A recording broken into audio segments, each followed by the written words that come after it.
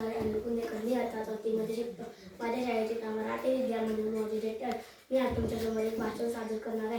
त्या भाषणाचे नाव आहे वाचेल तर वाचेल. बाल मित्रांनो, नावाचं आश्चर्य वाटलंच ना, पण यात आश्चर्य वाटण्यासारखं काहीच नाही. कारण आपल्या आजच्या काळात सर्वाभूती संघर्षाच्या काळात करून जायचं असेल, वाचायचं तर आपल्याला वाचलं पाहिजे. समर्थ रामदासांच्या शब्दात थोडासा बदल करून म्हणतो की प्रसंगी अखंडित वाचित जावे, ज्ञानाला ठेवावे ताजे तवाने. वाचन म्हणजे साक्षरता. वाचन म्हणजे साक्षरता. वाचन म्हणजे मंदिराची पहिली पायरी. वाचन म्हणजे कर्तव्याची जाणीव. वाचनाची पहिली ओळख होते सादर वयाच्या दुसऱ्या वर्षी.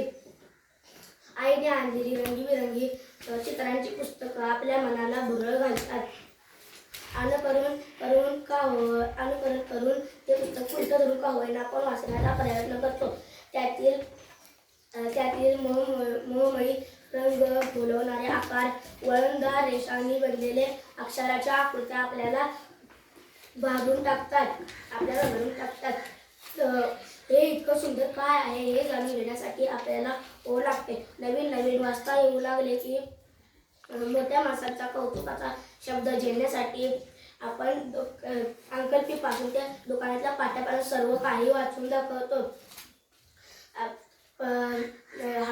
हळूहळू पाठ्यपुस्तकांच्या पसरात होमवर्कच्या राड्यात आपण हरवून जातो.